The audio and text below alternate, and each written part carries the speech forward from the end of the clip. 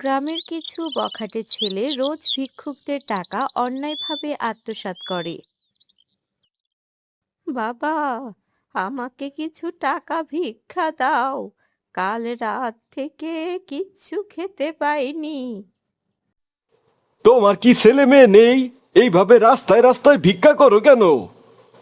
আছে বাবা, সবাই আছে, কিন্তু আমি অন্ধ বলে কেউ আমার ভরণ পোষণ নিতে চায় না।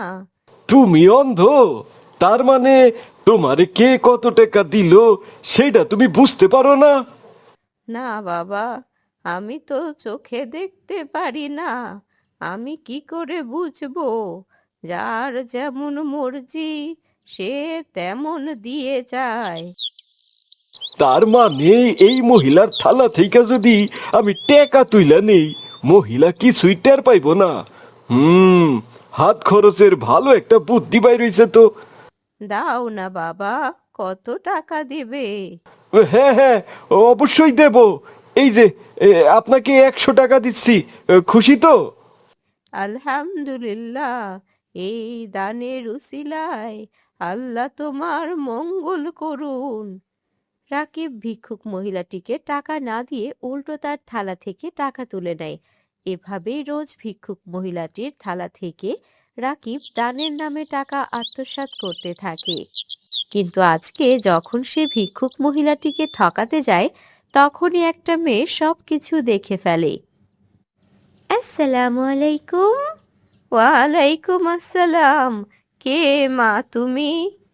আমাকে আপনি চিনবেন না, আমি আপনাকে একটা কথা বলতে এলাম। হ্যাঁ বলো মা, কি বলবে? একটু আগে যে ছেলেটা আপনার কাছে এলো, তাকে কি আপনি চেনেন? না মা, আমি তাকে চিনি না, কিন্তু লোকটা অনেক ভালো, প্রতিদিন আমাকে দান করে। আসলেও আপনাকে দান করে না, উল্টো আপনার থালা থেকে টাকা চুরি করে নিয়ে যায়। সে কি? আমি তো জানতাম ও আমাকে টাকা দেয়, আমি অন্ধ বলে আমাকে এভাবে ঠকাচ্ছে। কাল আসুক, বেটাকে মজা দেখাবো। ভিক্ষুক মহিলাকে সতর্ক করে দিয়ে আয়েশা বাড়ি ফিরে আসে এবং সব ঘটনা তার পরিবারের সবাইকে বলে। শুনলে তো সব ঘটনা, দেখলে তো ভাইয়া মানুষ কত বড় নির্দয়। হ্যাঁ রে বোন, তুই ঠিকই বলেছিস। আজকাল মানুষকে চেনাই যায় না, কে ভালো আর কে খারাপ। তবে আয়েশা, তুমি এই কাজটা একদম ভালো করেছো। এখন থেকে সেই মহিলাটা সতর্ক হয়ে যাবে। কিন্তু মা, উনি তো চোখে দেখতে পারেন না। যদি এই দুষ্টু লোকটা তার কোনো ক্ষতি করে দেয়? এটা অবশ্যই তুমি ঠিক বলেছ, ওসব ছেলেপেলের ওপর বিশ্বাস নেই। কিন্তু আমরাই বা কি করতে পারি বলো মা? শুনেছি ওসব ছেলেপেলের হাতে নাকি ভারী অস্ত্র-শস্ত্র থাকে। যদি সে মহিলার কোনো ক্ষতি করে দেয় মা? হ্যাঁ তাই তো। তোমরা তাহলে একটা কাজ করো, কালকে তোমরা চুপি চুপি মহিলার কাছাকাছি থেকো, দেখো তো ওই লোকটা আবার তার উপর কোনো অন্যায় করে কিনা। যদি অন্যায় করে তাহলে আমরা কি করব? আমাদের তো কিছু করার থাকবে না। যদি তোমাদের সামনে এমন ঘটনা ঘটে, তাহলে তোমরা কখনোই চুপ থাকবে না, তোমাদেরকে এর প্রতিবাদ করতে হবে। ইনশাআল্লাহ, আমরা না পারলেও আশেপাশের লোক জড়ো করে আমরা এর প্রতিবাদ করব। মায়ের কথা মতো আব্দুল্লাহ ও আয়েশা সময় মতো সেই ভিক্ষুক মহিলার কাছাকাছি গিয়ে লুকিয়ে থাকে। কিছুক্ষণ পরেই রাকিব সেখানে আসে। এই যে বুড়িমা, আমি আজকেও চলে আসছি। কেমন আছেন আপনি? আমি ভালো আছি। আজকা আপনারে গুইনা গুইনা 500 টাকা দিমু। দেন দেখি, থালাটা আগায় দেন। তোমার টাকার আমার কোনো প্রয়োজন নেই, যাও দেখি, এখান থেকে ভাগো। আরে কিছুদিন আগেই না আপনি টাকার জন্য কত কিছু করলেন, এখন আবার টাকা চাইতেছেন না? ব্যাপারটা কি? ব্যাপার কিছুই না, তুমি এখান থেকে যাও তো, তোমার টাকা আমার লাগবে না। লাগবো না মানে? আচ্ছা, আপনার ছেলে মেয়ে কি চলে আসছে? না, কেউ চলে আসেনি। তুমি প্রতিদিন টাকা দেওয়ার নাম করে আমার থালা থেকে টাকা নিয়ে যাও, আমি সব বুঝতে পেরেছি। তার মানে আপনি অন্ধ না? এতদিনে অন্ধের নাটক করছেন? আমি কিছুই করিনি। আমাকে একদিন একটা মেয়ে এসে সব কিছু বলে দিয়েছে। যাও এখান থেকে, বাজে ছেলে। চুপ কর বুড়ি। বুঝতে পারছস তো আমি কি করুম? প্রতিদিন তোর কাছ থেকে আমি টাকা নিয়ে যামু, দেখি তুই কি করস। আর শোন, বেশি বাড়াবাড়ি করলে একদম পেটের ভিতর ছুরি ঢুকাই দিমু, বুঝছস? আমার কেউ নেই বলে তুমি আমার সাথে এমন অন্যায় করছো। আল্লাহ তোমার ভালো করবে না। দে কইতাছি, দে। রাকিব ভিক্ষুক মহিলাটার সাথে অনেক ধস্তাধস্তি শুরু করে দেয়। এসব দেখে আব্দুল্লাহ এবং আয়েশা লোকজন ডাকার সিদ্ধান্ত নেয়। ভাইয়া, কিছু একটা করো, না হলে তো বুড়িমার কোনো ক্ষতি হয়ে যাবে। তুই কোনো চিন্তা করিস না, আমি এক্ষুনি কিছু একটা ব্যবস্থা করছি। আশেপাশের লোকজনকে আমি এক্ষুনি ডেকে আনছি। যেই কথা সেই কাজ। আব্দুল্লাহ তৎক্ষণাৎ অনেক মানুষকে ডেকে আনে। এত মানুষ দেখে রাকিব ভয় পেয়ে যায়।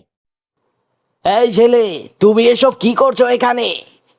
না না না, মানে মানে আসলে আমি তো এইখানে।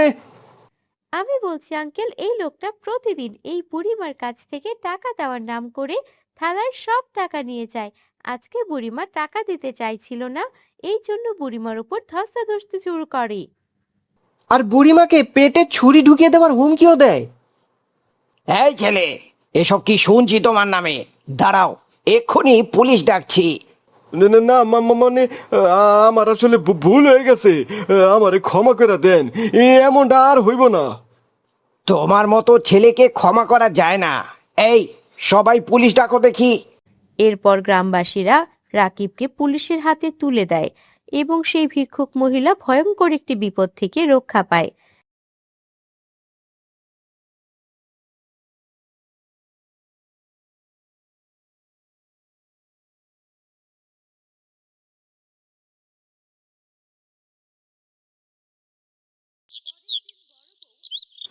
আসসালামু আলাইকুম ফাতেমা।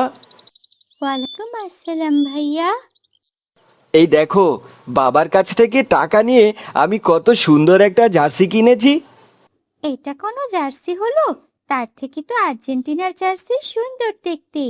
হাহা, তুই খেলাধুলার কি বুঝিস?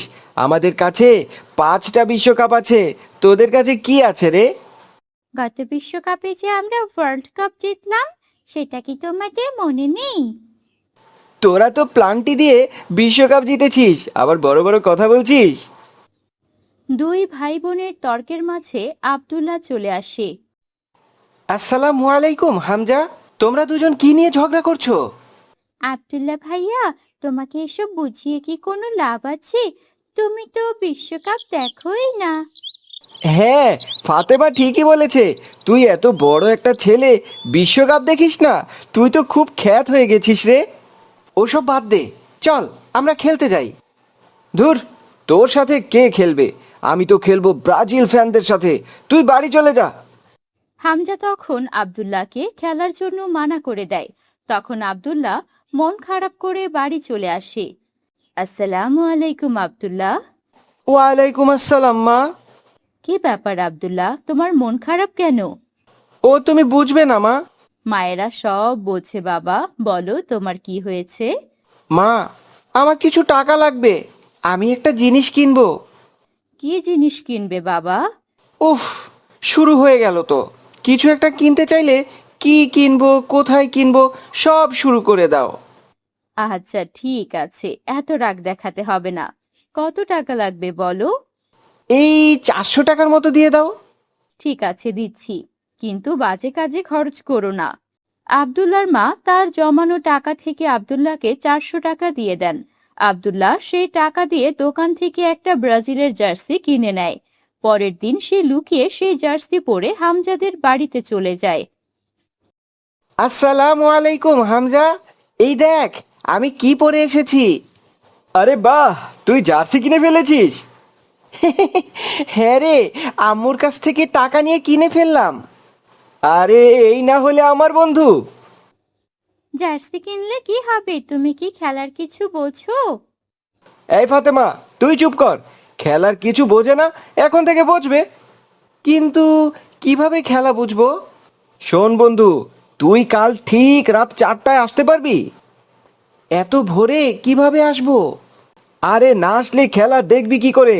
তুই কিছু একটা ম্যানেজ করে আমাদের বাসায় চলে আসিস। ঠিক আছে, ইনশাআল্লাহ চলে আসবো। ঘুম যদি না আসে গভীর রাতে, প্রভুর প্রেমে জাগো তাসবিহাতে। পরের দিন আব্দুল্লাহ ভোরে 4টায় ঘুম থেকে উঠে পড়ে, কিন্তু বাড়ি থেকে বের হওয়ার সময় মায়ের সঙ্গে তার দেখা হয়।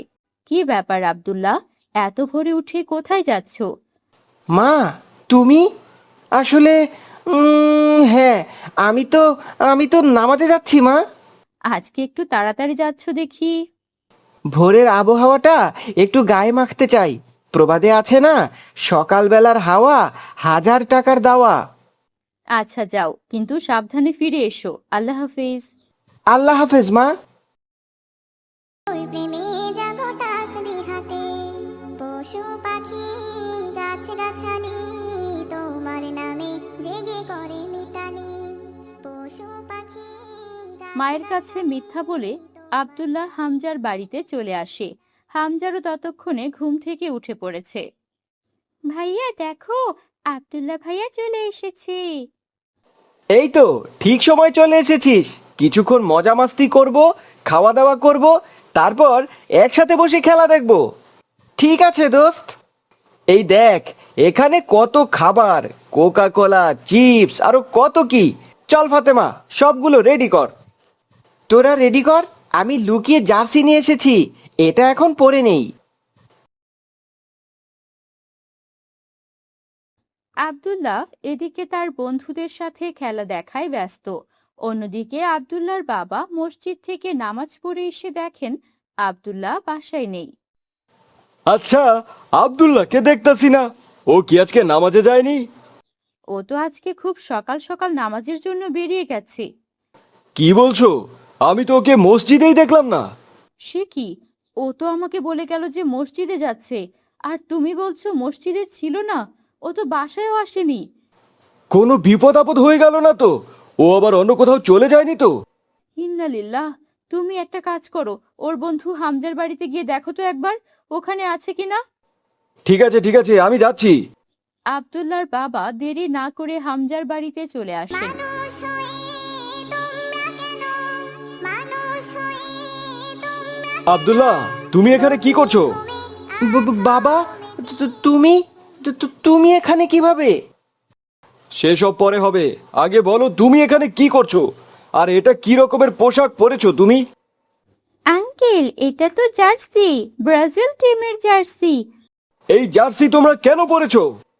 কারণ আমরা এই দলগুলোকে সাপোর্ট করি, তাই এই দলের জার্সি পরেছি। তোমরা ওদের সমর্থন করো? তোমরা কি জানো না এগুলো করা আল্লাহ পাক পছন্দ করেন না? আল্লাহ কেন পছন্দ করবেন না বাবা? আমরা তো কোনো খারাপ কাজ করছি না। তোমরা যাদের সমর্থন করছো তারা প্রত্যেকেই কাফির।